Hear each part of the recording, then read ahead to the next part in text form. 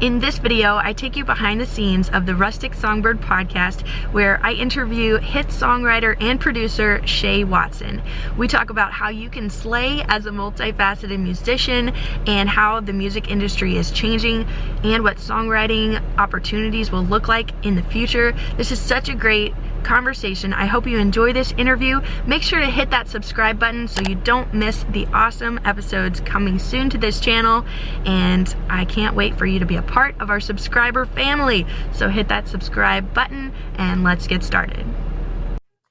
Hey, what's up, Shay? How are you? Good. How are you doing? Man, you are right on the dot with the Zoom thing there. Like 10 o'clock. Boom. I'm here and you're here. Yeah. Thank you so much for doing this. I'm so excited to talk to you. Wonderful. Yeah. Now, are you in Nashville? I am. Right now? Yeah, me too. I'm actually in downtown. Oh, really? Yeah. My mom lives here, and so it's worked out really well for me to record my podcast. And then I've got two little kiddos. I saw that you've got some kiddos too. Yeah. And so they get to play with grandma while I do my podcast interviews, like the best of both worlds. So I'm in Nashville doing this too. Very cool. Oh, great. Yeah, that's awesome. So this is my working title for the podcast today. I'm super excited about it. I've been nerding out about it. But I want our topic today to be how to slay as a multifaceted musician.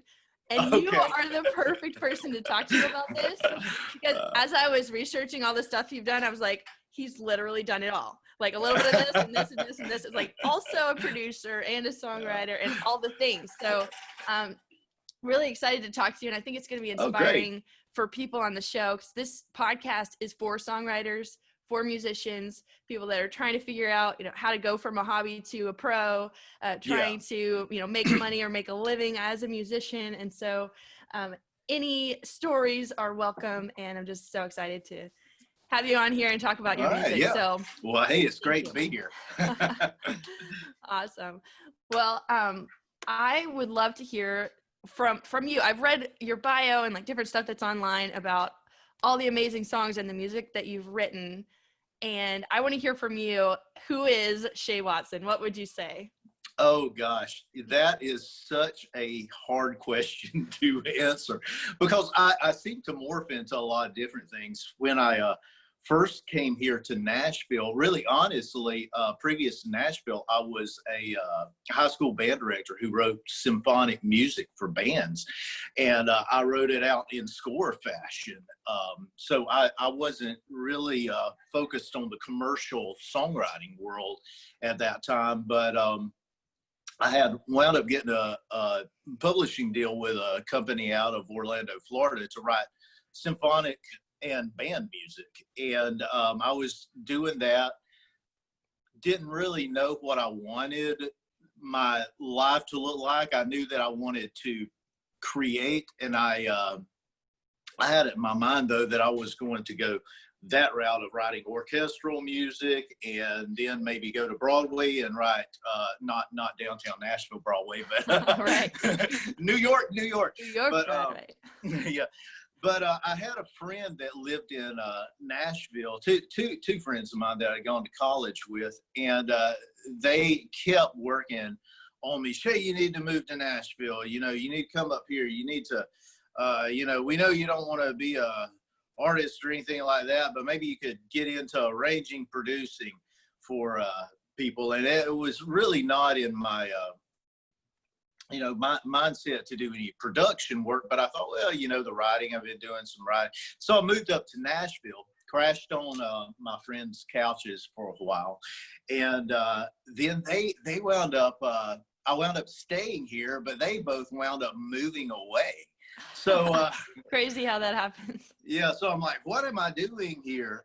So I, for the first few months, I worked odd jobs here in town, and I wound up being this was late 90s. I wound up being very fortunate to in the early days, within about a month or two of being here in Nashville, I had met a few different people, and I found myself in a publishing deal writing songs. This publisher had taken me under his wing, and was really kind of showing me the difference between what I was doing, which was, composition from this perspective over here and bring it into the scope of a commercial format. So I spent my first 2 years here in Nashville writing under a publishing deal, writing both Christian music and a little bit of country. It was more so Christian music based at the time. But while I was in that deal, it opened me to writing with a lot of different songwriters around town, because they try to place you with to see who your best fit's going to be as far as collaborator goes. But I wound up co-writing with a songwriter named Jacob Hulsey, and we had written a good bit of music together, and we were he was in his early 20s, I was in my mid 20s at the time, and we wound up forming a duo and going out on the road. And I had no intentions when I moved here of being in a group, but we wound up booking shows, and people were enjoying our music. It's very kind of acoustic. I was playing piano at the time. He was playing guitar, and we would harmonize a lot. And then while we were on the road at one of our shows down in Louisiana, this third guy comes up to us and started hanging out with us. And that Jacob and this fellow called Bruce loosely knew each other at the time. So before we were able to make it back to Nashville, we had a third person in our van with us pulling our equipment that had joined our group. So now we were a trio. And we decided to reform to create this pop bluegrass trio called 10 Mile Drive. And that was, I think, one of my first tastes of success as an artist, because for about a year we were booking shows. We were playing anywhere that would have us, but the concept of our group that we had was we decided to reform, where I was playing an upright bass and accordion, and Jacob was playing guitar and harmonica, and Cole was playing banjo and mandolin. But we were playing pop music that we wrote with Beach Boys type harmonies weaving in and out of each other. So our audience was just vast, from everything from teenagers to, people in their 90s were coming out and see us. We were getting booked at, bigger and bigger shows, till we found ourselves touring between like 175 to 200 shows a year. We were just on the road constantly. And at that point, and again, this was the late 90s, early 2000s. And I keep emphasizing that because I'm going to talk about how the music industry has changed from how you can make money. So when we were on the road, after about the second year, we found ourselves just selling a ton of merch. I mean, we were making in merch sales alone, like up to 20 grand a week. 3 guys in a van on the road selling 20 grand worth of merch in our 20s. And at that point, things start catching on, and we wound up hiring a staff because we had the money to do that.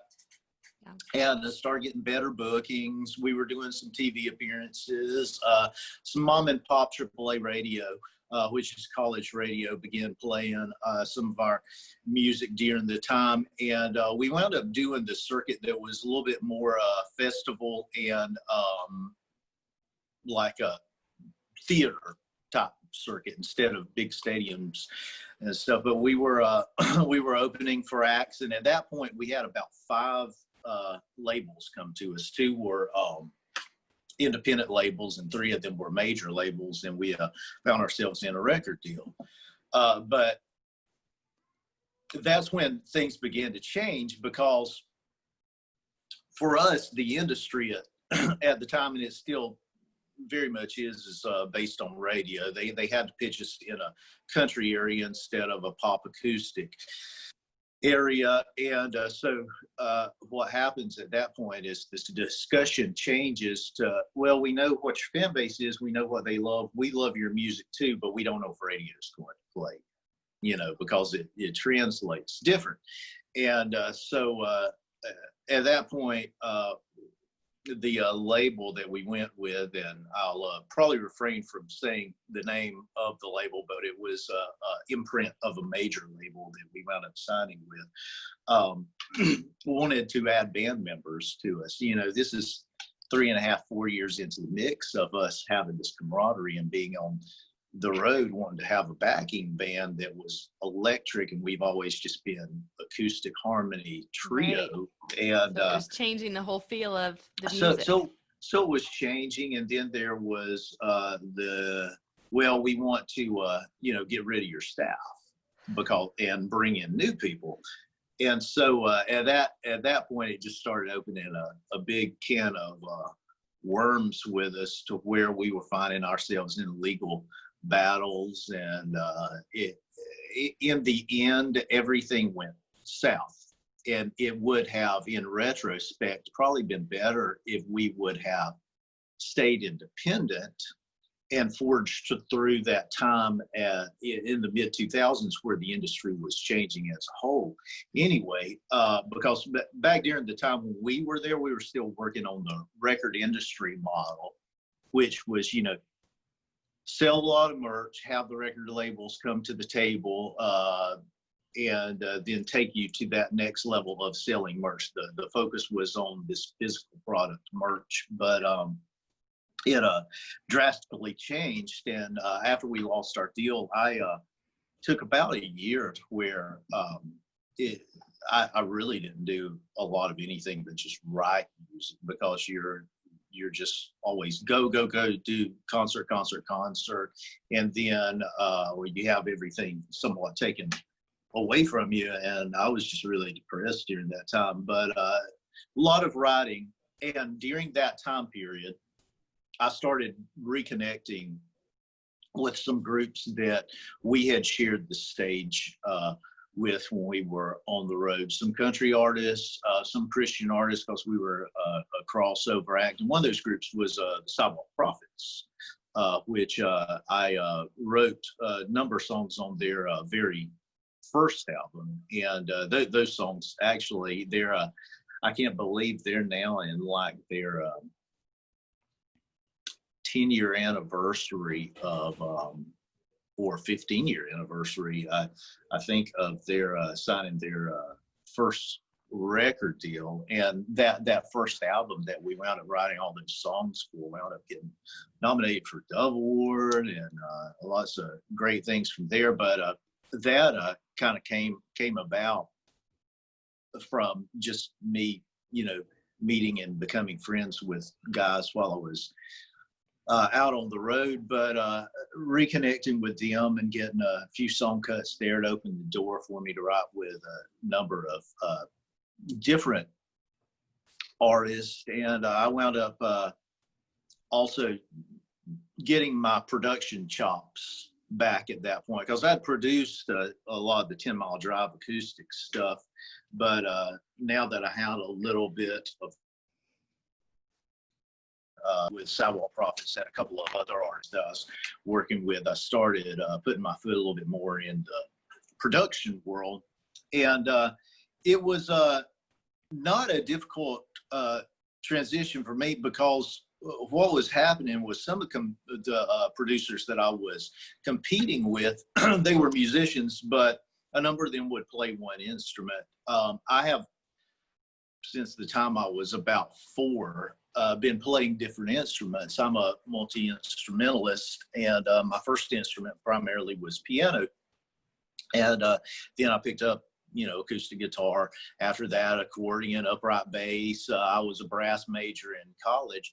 So I wound up finding myself getting a lot of calls from different independent artists that were at that point in their career where they were negotiating record label deals, and they were needing someone to produce their music, but they weren't quite over here to that level where the label had taken over to having their producers produce everything. So I would get these calls, me and guys would come in and they would play whatever they did. I would write the songs with them, but anything they couldn't do after they left, I would do.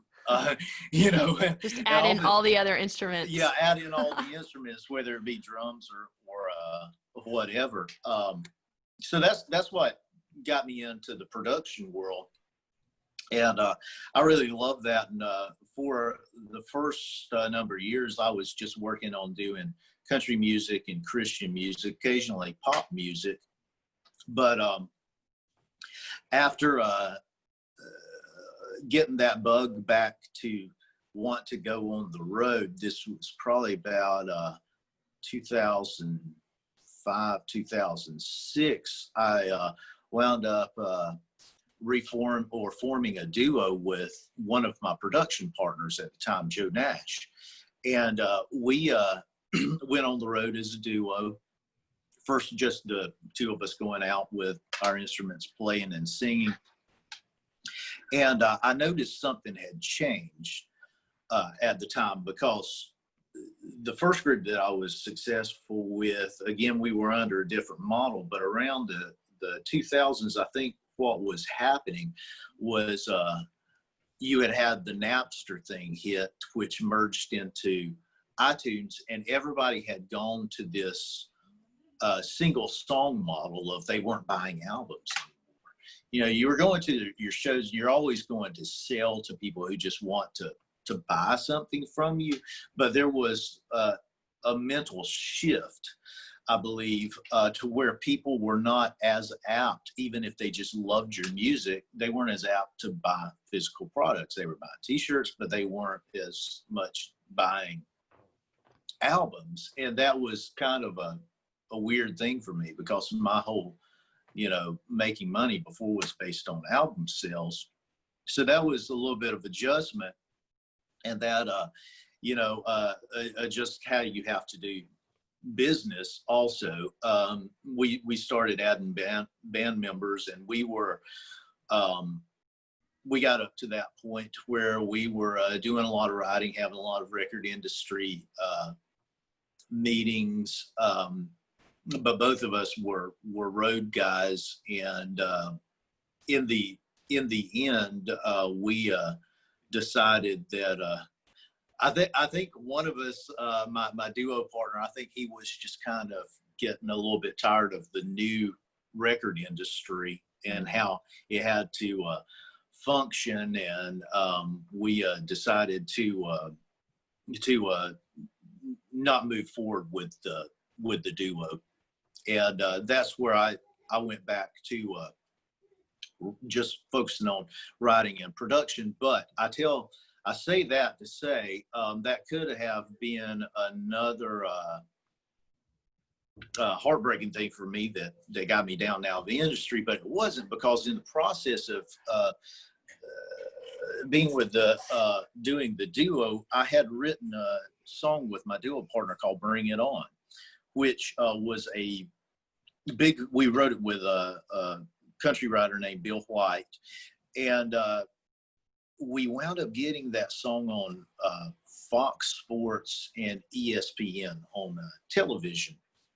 And TV music had been something that was somewhat in the back of my mind, but wasn't in the forefront of my mind. I was trying to adjust to the new record label model, and how am I going to fit myself into this as a songwriter, producer, and I'm at that point was in my mid 30s. And when I saw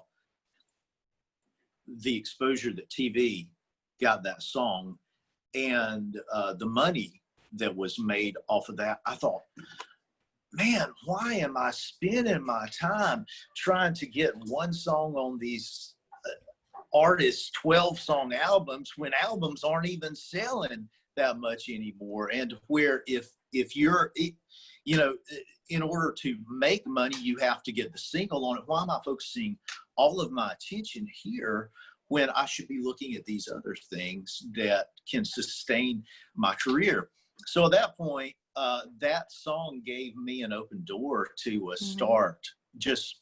It opened your eyes to the possibilities. Yeah, to the possibilities. That there's way more out there for sync licensing and for getting your songs in film and TV. So that one song was kind of the catalyst of like the light bulb moment for you of, hey, I could do more of this. Well, I had started thinking a little bit of that before, was in the back of my mind, but when that happened, that was the catalyst that said, hey, you need to focus your attention here. You need to focus on sync licensing.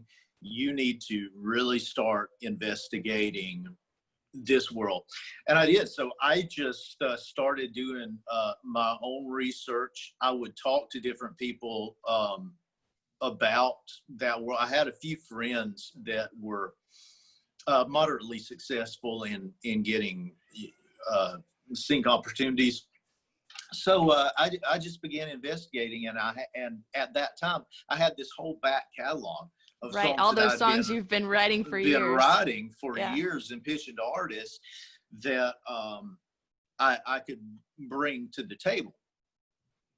Well, those were door openers. I only wound up getting a few of those songs placed, but they opened the for me to have conversations with people in that world. And I found myself with a couple of people that were really championing my music when they found out that I was a multi-instrumentalist and could do whatever style of music on demand, especially when they found out that I had like this orchestral background. I started getting, calls from, hey, Shay, I don't know if you're interested in this, but it seems like something you may be able to do. We need like a hip hop bed with an Irish top line to it where the people are playing dulcimers and mandolins, but do you play penny whistle? And, so you get these weird requests from these people that I was meeting. Some of them were like working for, networks like the Travel Channel and stuff. And I didn't turn anything down at the time. Yeah, I'm like, so then you got to experiment with those different things that you probably wouldn't have thought of doing on your own because it is such a unique, such a weird, specialized sound.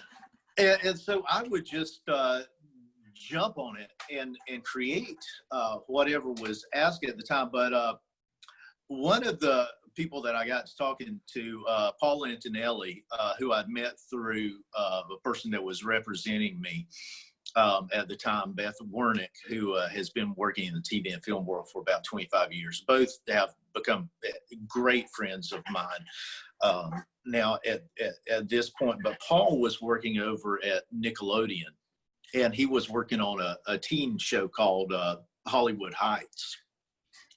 And he had asked originally for me to do what's called Buddha bar music, which is just this form of almost cool cafe meets lounge music, ambient, but has elements of jazz to it for the scenes in this, I guess, teen coffee shop that the characters were having dialogue in. And so I started creating that music, but then he starts diving into my back catalog with some pop stuff that I'd done.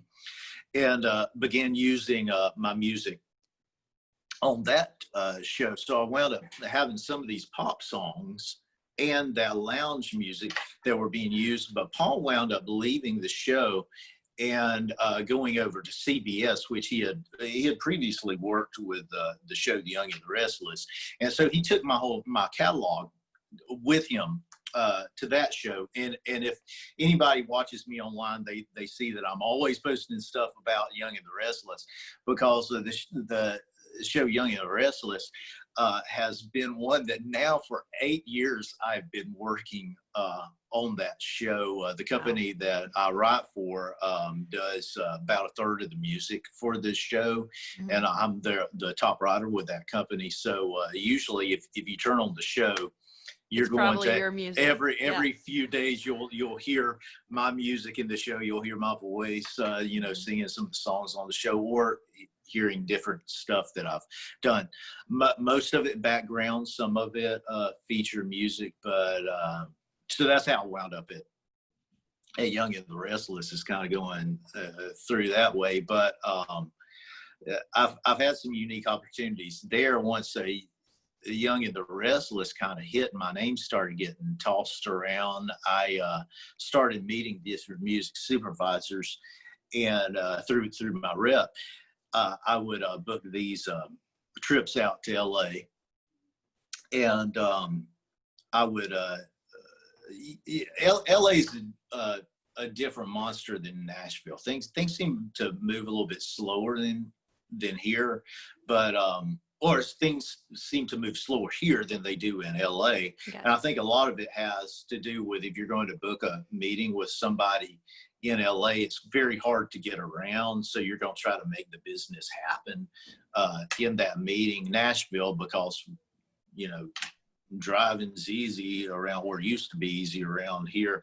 You know, you can book a meeting to have your next meeting to have your next meeting, but it's kind of a different process out there. So I would go out there and take people out to take supervisors out to dinner and get to know them. And usually, you know, I would keep in contact with the ones that I authentically liked, you know. Yeah. Okay, and let me retract that statement. There's nobody I don't like, no. But I started getting calls from different networks, different shows to work on. I'm a fairly easy person to work with. I take direction very well, and I'm a multi-instrumentalist. So you were building those relationships with people, and then when they needed music, they thought of you, and you were already talking with people, and they knew that you'd do a good job.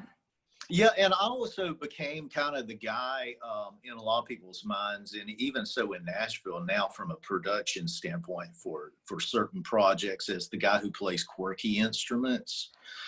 You know, because if you go to if you're ever over here at my home, one of the things, my home studio, one of the things that I love to do is I'm a little bit bigger on just having a wide array of instruments than the absolute latest recording technology. I mean, I stay up to date, but you know, we're at a point where you can you know, get a good sound with with almost any gear that you have. Because there's so many people that play guitars, but if you put an accordion on top of that, it's going to change the whole dynamic of the song. So even just like adding a little quirky instrument, or like a penny whistle, like you said, having that in your back pocket where you could say, hey, what if we try this? Let's make it a little different. I think that makes it really unique and special, and it makes it stand out. Yeah, it does. And I found myself, I look for quirky instruments. You know, I'll buy I'll buy Asian instruments or sitars and things like that, just because for one, I like playing them. I like discovering just the different textures of instruments. But the TV, it's funny how the TV world plays into into the mainstream record industry world, because this is what has been very interesting to me. Doors that I couldn't get through before the label, I've always felt, and this is maybe we all feel this way about ourselves, but I was always the guy that did the project right when the artist was about to get a record deal. Then they get the record deal and I'd work on the first album, but then the label would kind of take them and run with the big name guy over here. You know what I'm saying? So now don't get me wrong. I'm not. So you were like setting them up with their first album, and then they would change and do something else. Yeah. And I don't. But you were kind of stuck as that guy. And I don't want to come off as that. That's not a bad thing. That's not, because you're working. I mean, you do have that feeling of, okay, well, come on, can you bring me along for the next? But the industry's set up in a way to where people who have worked in those positions with those labels, it's hard to break through into that area to find yourself producing or writing on those, third or fourth albums, because so much is out of the hands of the artist at that point. I've had artists that I worked with on their first label album that I would have to, on the second and third, call their manager or publisher to set up co-writes, which was, at first you look at it as a little bit insulting to you because you helped get them there, but is really not that they're out touring their album. The record label is trying to protect their interest because generally the publisher, generally there's some type of monetary connection there that they're trying to and I get that. That's fine. But what I found interesting, and I'm going to wrap around to the TV thing, is after I started getting these television placements, I started getting calls. I wasn't having to call publishers. They were calling and you. Record labels. They were calling me to ask me, can we send you an artist that we've just signed to write with? Because one of the big areas that artists get publicity is through TV and film. Mm-hmm. And, if you look, I also do a lot of writing with Lifetime and Hallmark, and a lot of the songs that I do for those shows are featured songs where you're actually listening to the artist. And I've done a few Netflix things too. It's not just background. It's not just background. And these shows, they often have these like rabid fans that they'll go on things like TuneFind, and they'll search out who is this person that I heard on this show, and they'll get publicity. The artist will get publicity from that standpoint. They'll sell albums from that standpoint. So I would have these labels and managers, publishers that would call me and say, "Hey, can we send you an artist and to write with and do some production with, maybe a co-production thing with whatever this release is that they were doing at the time." And again, a number of these labels have gone to where they're not doing big album releases. They're focused on the single song model. So anything that can get publicity for that song for them is a good monetary thing. So I began, getting through those doors that I hadn't been able to get through in the past before the television world. The television world's really just changed my perspective toward the music industry, and it's provided me with a very good living also. And it's something that, just like I said, was not on my radar. It seems like you're very good at pivoting, because as you're telling your story, I'm thinking, well, there's a pivot and there's a pivot, joining a band, leaving a band, joining a label, dropping the label, writing for this, writing for that.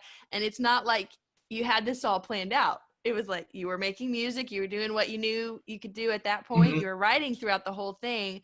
And I love how you've written across genres too, and you're in different styles and working with different artists, different labels. And then with TV and film and sync and everything that you're doing, composing, the stuff that's even just instrumental. It's not lyrics, it's not you singing, it's you producing.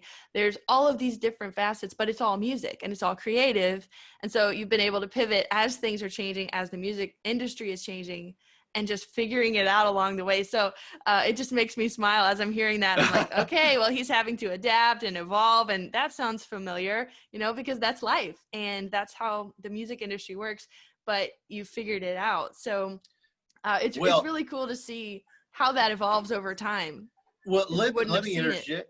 The one lesson to be learned here is it seems like I'm setting it up to say that TV is a thing that you need to be doing, but I think the people that are coming to the music industry at this point, they need to really start thinking outside the box. Where the adjustment for me was between radio and album sales to TV, because there was lesser money on the table with the radio and album sales and more money on the table for TV. Well, what's happening for television now is we have networks. Well, I say networks, there are really three major networks, and then there are all these cable channels, but we have different channels popping up every day. And with shows going to everything going to online, where you're streaming all the shows that you're watching on Netflix, Hulu, or Amazon Prime. I mean, I do that. We're getting to the point where we're where I think the money is going to be splintered in television, where there's going to be less money on the table. So what I would be doing if I were somebody in my, 20s, first coming to, or whatever age you are, coming to the music industry, I would be asking myself,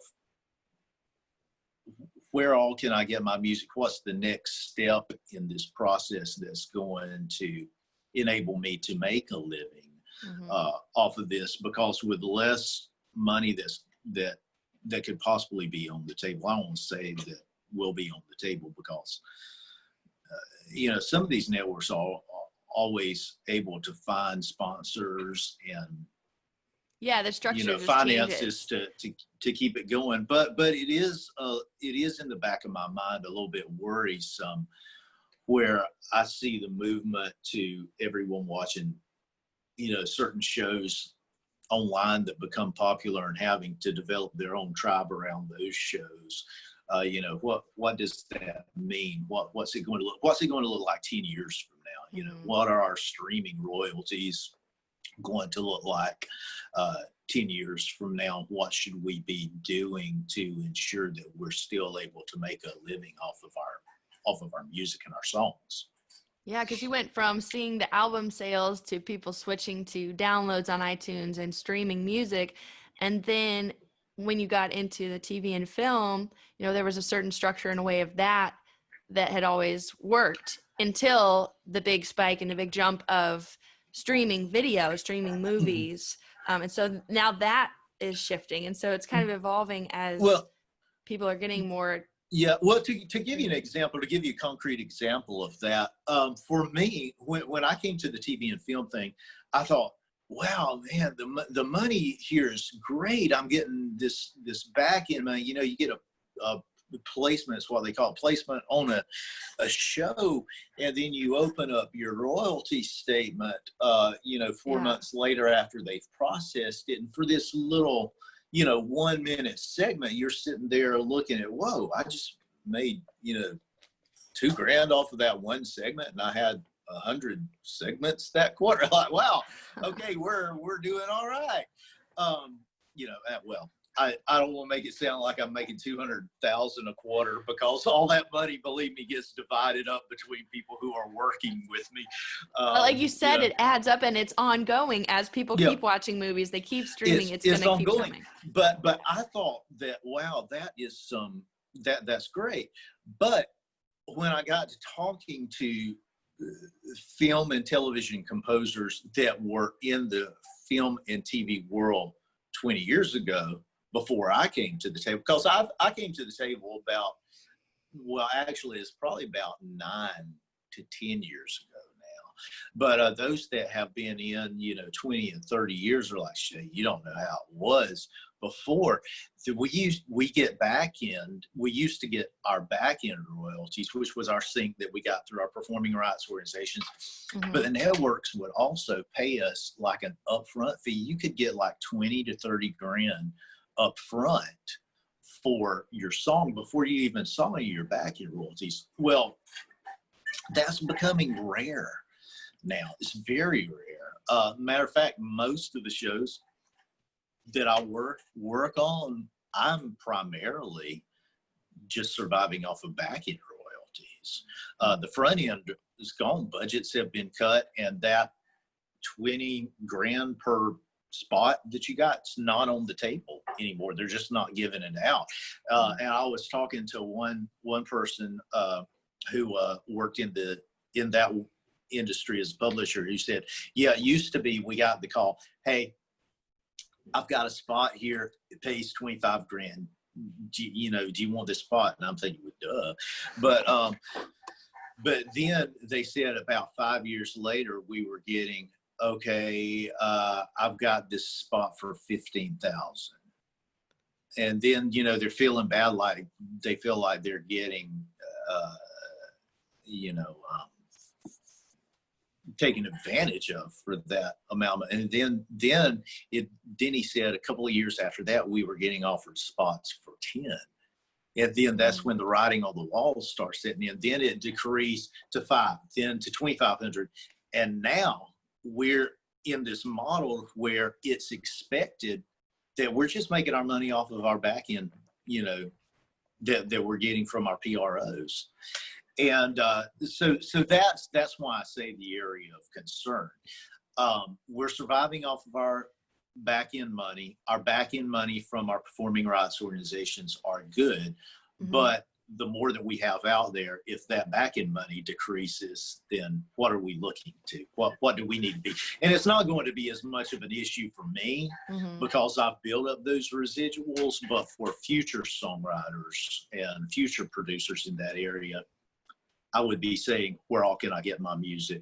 What's the next step? Yeah, especially as things are changing. One thing I love about your website is that you have a music player there for all your songs on SoundCloud. And I was seeing you have a catalog up of like 2,700 songs. And I'm like, there are so many songs right here. And the great thing about it is anybody can do a SoundCloud. Anybody can put their songs, put your whole catalog out there and just have it where people can listen. I love that you send people to your whole list. Like, here's all the songs, go listen. And so I think that's something that anybody could do right away, is to just have your catalog available. Yeah.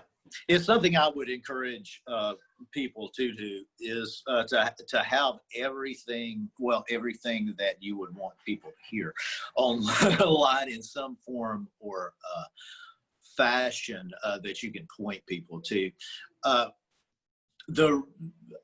don't get a lot of people randomly finding my music that come to me for work. Most of the work that I get now is very specific. I don't do a lot of just general pitching of music. Most of my day is to wake up in the morning and I'll either get an email from my rep that says, "Hey Shay, I need you to call me. Project came in so-and-so from this company has asked if you can write," like the other day I had a request to write a Christmas song with flavors of Mexico, was the description of it, with like an underlying sentimentality and but hip hop loop. So you know, I'll get calls like that during the day. So but I think in the beginning process, a lot of people have their catalogs and they're going to have to pitch existing stuff that they have. But anyone who's seriously wants to make a day-to-day living in the TV and film industry, I would say get your production chops up and find a couple of instruments that you play really, really well. And what you don't do, partner up with somebody that can play the stuff that you can't and share the royalties with them. Yeah, that's a really great idea. Do collaborations to make it different and to add that value of something that maybe is not your skill set, but team up with somebody who is good at it. Maybe they're not as great at the production or not as great as the instruments that you play. And so I think that's a great way to like up your value and your skills there, but also brings a different dynamic. I mean, with co-writing, you've got different perspectives, you've got different styles going into that, and it makes something new, which is exciting. And so I think it's really cool how you're talking about like setting things up, putting things out there, because they see your name on stuff and now they've known you as the guy with the weird instruments, the quirky instruments. And so they know they can call you with a quirky request, which I think is great to like position yourself in a way that they know what you're good at and they'll call you for those things. Yes, it's I've really been fortunate in that area. And one other thing about the collaborations that you talked about now, with the way that the world works, and now that we've even more so been pushed into communication and working together like this, I would encourage, if you're a songwriter and you find someone or hear someone that you're interested in their music,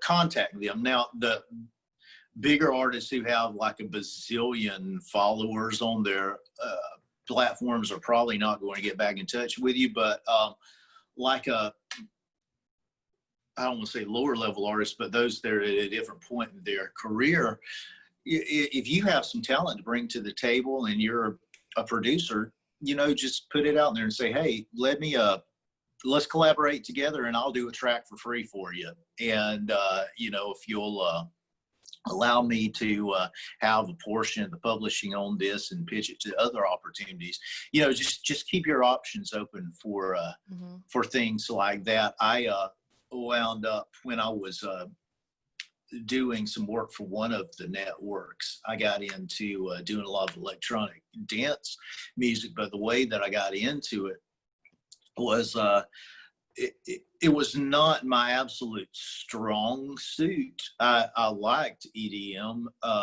certain things in the EDM world, but I knew that there are guys that are just really, really focused on Europe, especially in the Netherlands. They're huge on EDM. So I wound up just contacting some like a Dutch DJs and house mixers, and collaborating on a few projects. They were very approachable, and we had conversations much like this, and in the end, some fabulous tracks to where they had done a little bit of work, sent them over to me, and then I would do some top line work on it and some additional instruments. And when you're clear from the beginning with your intentions of that, I've been able to take some of that music and get it placed on shows that I wouldn't have otherwise had I not had those collaborations. Yeah, that's so great. Well, I want you to have the opportunity to give some advice for people that are wanting to maybe go towards film or commercial sync licensing. What's a good way to get their foot in the door if they've written some songs, they've written some music, or they're wanting to, branch out and try that? If they've been maybe gigging and releasing stuff as an artist, but they're wanting to move more towards film, how would they set that up to get started with sync licensing? I would say this, every person's path is different. There's no absolute set way to go about this, but there are certain things that you can do that are going to put you in a better position. And what I would encourage you to do is there is a site that music supervisors will often point you to called TuneFind, where you can go to the site and type in the title of a show, and it will literally pull up the every single episode on the show and an MP3 of the music that was used on that. And what's funny is some of these shows you'll find that there's like there'll be like 60 different little placements in one little hour-long episode of songs that you only hear a little snippets of. But what I would encourage you to do is go to that site and just research different shows, listen through. Don't try to. You're never going to get a song on a show if you've already created the song and you're bringing it to a supervisor. I won't say you'll never, but it's going to be hard for you to take a pre-existing song and get it placed on a show, because the moods that supervisors are wanting to create are very, very specific. Oftentimes the topics are specific. And that doesn't mean that you write the scene, but you have to write in a certain way around the scene. And pre-existing music, it's very hard to get on shows. But I would say go to TuneFind, pull up different MP3s of whatever area that you feel is your strong suit, because some shows focus more on acoustic music, some a little bit more on electronic music, some, across the board, and familiarize yourself with that. And then start just trying to write in those areas. Now, when you do that, one thing that in the early days that I used to do is I would listen to the music that was on the shows, and then I would get online and do the research and try to find out who is the music supervisor for this show. A good source for that is IMDb. You can pull up a show's title, and if you scroll long enough, you can find someone's name that either works in the music supervision department. And oftentimes you can Google those people and you can find them on their social media platforms. Most of them, 90% of them, 95% of them are not going to respond to you. They're just not. They've got a lot going on, and but there's 5% of those people that will, Right. and those are your door openers right Mm-hmm. there. If you're serious about it, you will pursue those people, and in a nice and kind way, but always, and I would say this, don't make yourself the focus. Find out what their needs are and try to fulfill their needs. Mm-hmm. Because it doesn't matter what your wants are. It doesn't matter what it is that you're wanting to happen. It matters what they need, Mm-hmm. and you need to fulfill that need. So that's the approach that I would take. Even now, I mean, when a music supervisor calls me, and most of these guys I'm authentically friends with, I would be friends with them if we weren't doing any music together. Mm-hmm. I love a lot of these guys. I love hanging out with them when I go to LA. But after we have the initial pleasantries of, how's life going and stuff, I'm always very specific to, hey, so what are you needing today? What do we have coming up? Mm-hmm. I'm hardly ever pushing something that I've done that I want them to listen to. I'm always listening, try to figure out what it is that they need. So what I encourage you to do, first research the shows, maybe find some that are in their early stages, that have maybe only had 1 or 2 seasons. Research their music supervision department, and just do what you can to have the indoors. And at that point, let your talent speak for itself. Be an approachable and adaptable person, and just see where it goes. There's no absolute set formula, but those are a couple things that could work for your advantage. And let me say this also, if you ever don't know what to write in a day, things that always work well are love songs, and are always songs of encouragement, like the world's going to get better, things are looking greater, things are looking brighter. Those are my Inspiring. top placements by far. And another little tidbit of advice that I will offer when writing those songs, if you're writing a love song, it's harder to get a song placed where you're writing about someone who is not in physical proximity to you, not in the room. That may sound weird, but often the love scenes that I do, the dialogue is happening between the same people. So when you're writing, you don't want to be careful not to write the script, but you do want to write in first person where you're singing to that person as if they were right there, because third person songs don't really translate as well. And also something else, and this is just kind of technical side of writing, aside from your research, that I would say is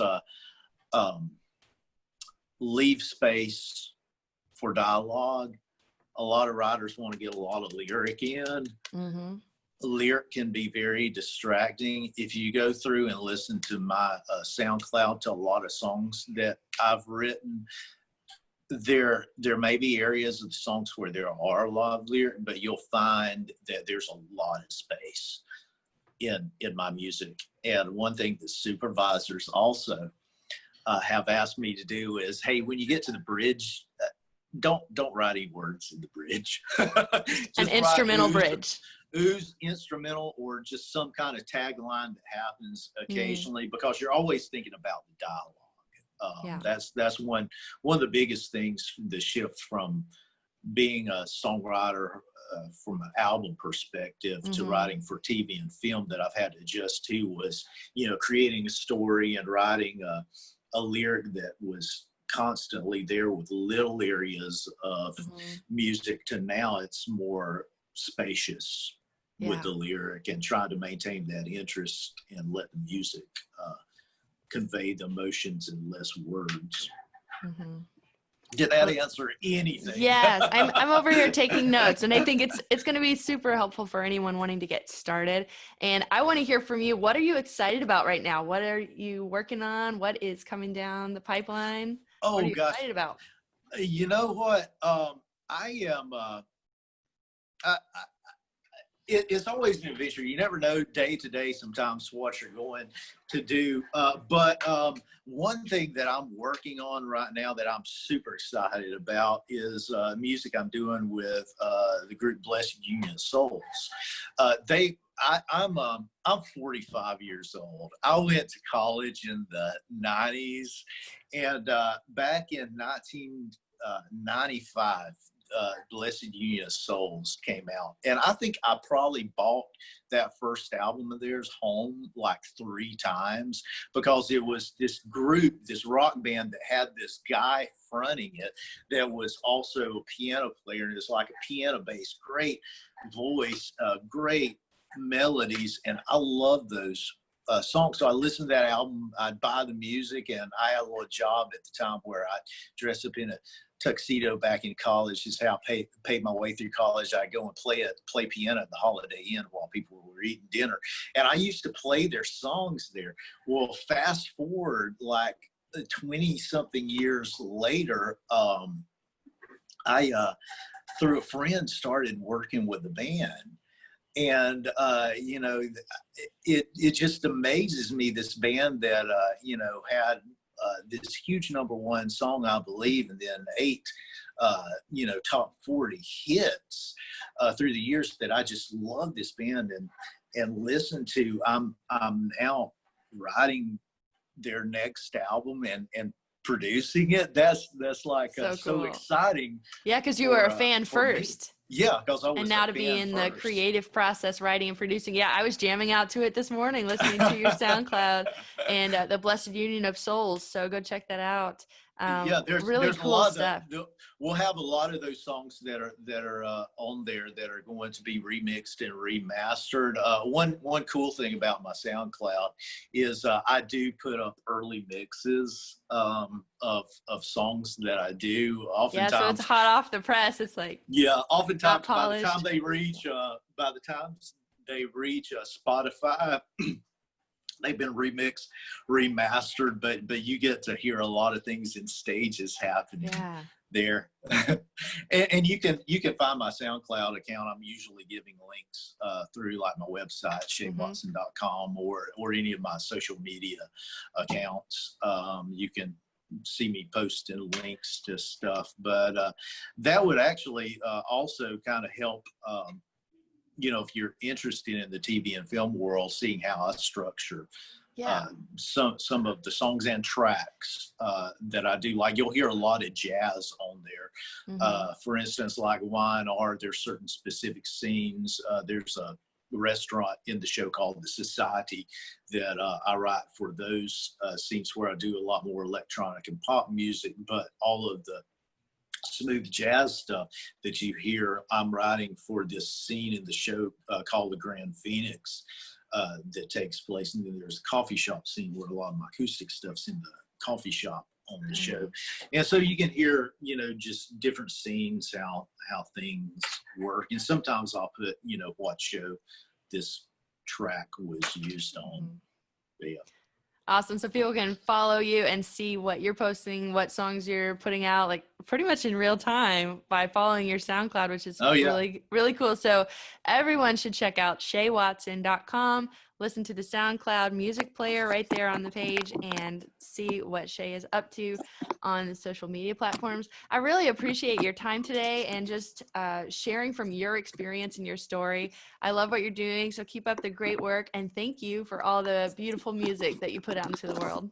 Hey, thank you. And thanks for having me here on this. I really appreciate it. It's been Thanks a for being good on the show. opportunity, and you have such a great spirit, and I think that this is a really great podcast. Last night, I went through and listened to some of what you're doing, and this is wonderful. So I wish you the absolute best success with this, and if I can ever be of any help, just let me know. Thank you so much, Shay. Thank you. Awesome job. We are All wrapped. right.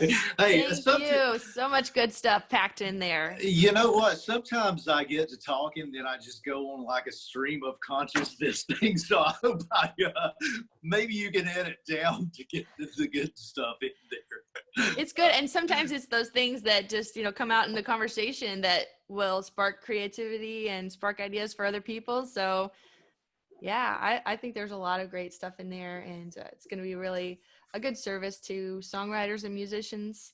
I wanted to create this podcast, as something I wish I had 10 years ago, 15 years ago. And like you said, like your 20-year-old self, what would you say to yourself, So kind of trying to be what I needed and create something that I wish I had. Well, that's, I think you're doing a great job with it. And I really enjoyed what I was listening to last night. I'm definitely going to keep up with it and point people to the podcast. I think it's great. So what are your plans with taking it to the next level? What's the plan? Yeah, my first plan was to get it started and have a whole library of episodes that people could discover and then binge listen to all the previous ones because they're all consistent. And so I started interviewing my friends in Nashville, songwriters that I've co-written with, worship leaders, people in producing at studios, and interviewing them about the music industry that they're in every day. So I'll interview different topics that would be helpful for the type of person that I want listening to the podcast. And now we are like almost, this is going to be, I think, 71 episodes in. Wow, so we're like 2 years into the podcast.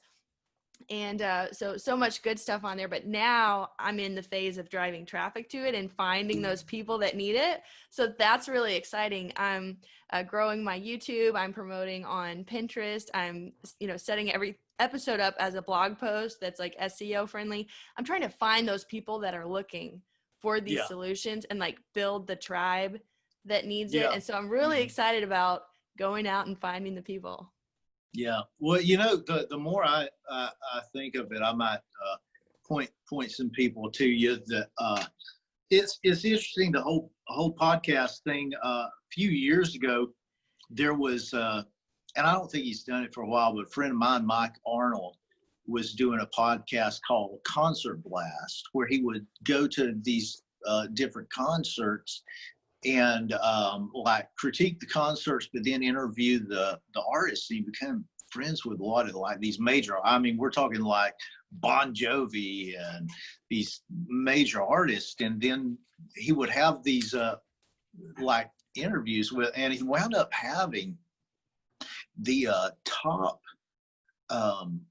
concert is a very segmented, top concert podcast to listen to for certain years straight in this. But my wife, she was working in doing a little bit of side job editing on literature and stuff like that a few years ago. And it got to the point where he got asked to write a book.